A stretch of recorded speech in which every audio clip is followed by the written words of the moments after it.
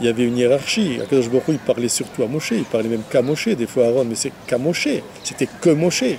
Et avec Rabbi Israël, c'est ça qui nous a légué. Que Rabbeinu, c'est le tzaddik qui est au-dessus de tout le monde. C'est la Neshama de Moshe Rabbeinu, et il est au-dessus de tous.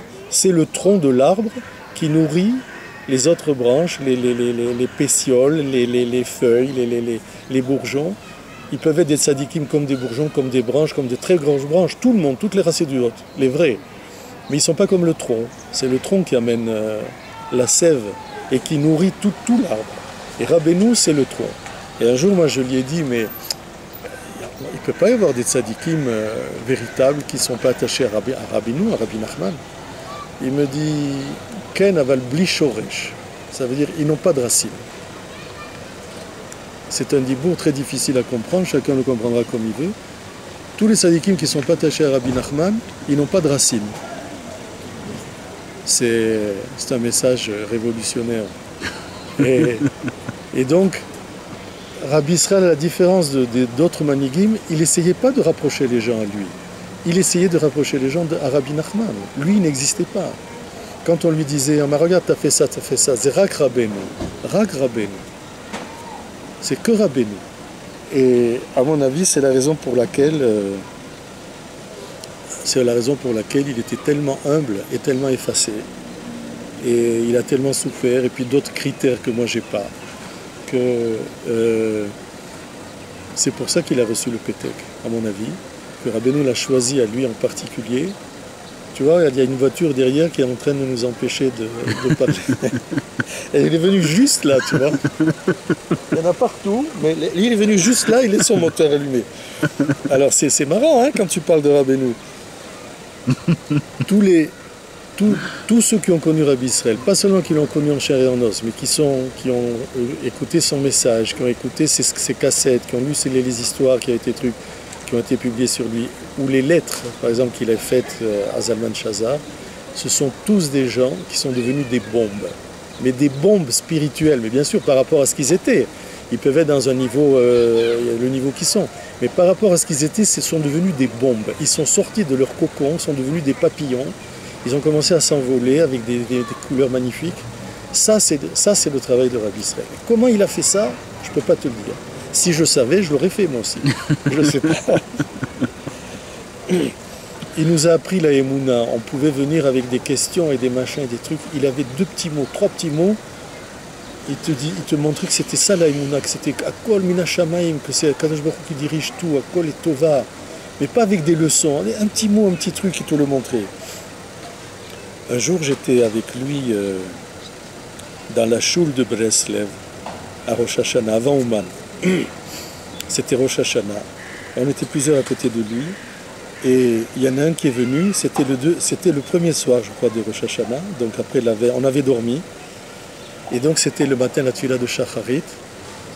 Et une personne vient, qui ne savait pas parler l'hébreu, et elle dit à quelqu'un là-bas, de dire à Rabbi Israël, car comme ça, ça m'est arrivé, il a eu une chute dans la Emouna. Chute spirituelle. Hein. Chute spirituelle.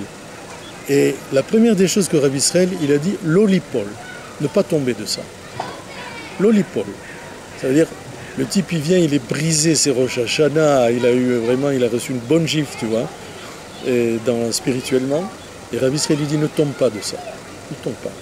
C'est-à-dire, et j'ai vu sur sa texte, ça l'a remonté, ça l'a requinqué. Et ça, Rabbi Israël, c'était un spécialiste mondial du chizouk, du renforcement. Une personne pouvait venir briser, mais complètement briser, et en quelques mots, Rabbi Israël, il le rassurait, il le calmait. Et la personne sentait que, ah tiens, elle était soulagée. C'est un truc extraordinaire. Tu viens chez quelqu'un, tu lui racontes tes peines, tu peux ressortir comme tu es revenu, tu vois. Mais là, quand tu ressors, tu es plus léger. Tu viens avec 100 kilos sur la poitrine, tu ressors avec 25 ou avec 50 ou avec peut-être même rien, tu vois. Et qui c'est qui les a pris, ces kilos, d'après toi? Où sont partis les kilos? Apparemment, il les prenait sur lui-même parce que tu sentais, tu voyais sur son visage qu'il souffrait autant que toi. C'est comme le mot sympathie. Sympathie, ça veut dire souffrir avec. Et Et Rabbi Israël, il souffrait avec la personne qui venait le voir. Et donc, la personne qui ressortait, elle était soulagée. C'est un truc extraordinaire, c'est un truc... c'est très très rare. Et donc, à plusieurs reprises, il a relevé des gens.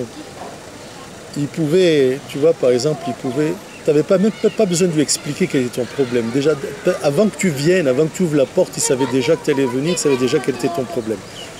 Souvent, il ne te laissait même pas parler. Moi, je me rappelle que des fois, je venais, j'avais des questions ou des trucs importants, il ne me laissait pas parler. Dès que je venais, il commençait à me raconter des histoires sur les chassidim, sur les trucs. Et moi, je voulais parler, il ne te laisse pas. Il te laisse pas, je voulais ouvrir. Il continue, et ça, apparemment, ça n'a rien à voir. Apparemment, ça n'a rien à voir avec ce que tu vas lui dire. Hein. Il te raconte une chose qui apparemment n'a rien à voir. Il ne te laisse pas parler. Et puis, après, au fur et à mesure de la conversation, si tu arrives à placer un mot, il te fait comprendre qu'il a très très bien compris la question et que ce qu'il t'a dit auparavant, c'était un élément de la réponse. Et c'était ça. Il fallait surtout pas venir devant Rabbi Israël et lui dire lama, tu vas lui dire pourquoi. Alors là, si tu disais pourquoi c'est comme ci et pourquoi c'est comme ça, alors là tu étais cuit, tu vois. Ça, il n'aime pas ça du tout. Alors qu'est-ce qu'il aurait fait? Qu'est-ce qu'il faisait dans ces cas-là? Ben moi, par exemple, il m'a dit Al tishaloti lama. Il m'a dit franchement, il m'a dit Assur la. Il est interdit d'avoir des doutes sur ce que fait Akadosh Baruch Hu. Il n'y a pas de pourquoi. C'était un truc extraordinaire. Pourtant, on en a plein des pourquoi. Mais pourquoi c'est comme ça? Pourquoi moi? Pourquoi pas lui? Pourquoi lui? Pourquoi pas moi? On en a plein des pourquoi et des machins. Ben, lui, il te dit, il n'y a pas de pourquoi. Tout ce que fait Akadosh Baruch Hu, c'est Besséder. Tout ce que fait Akadosh Baruch Hu, c'est bien.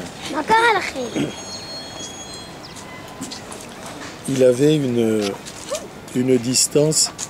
Il avait une distance très importante. Tu peux arrêter là? Et il a dit.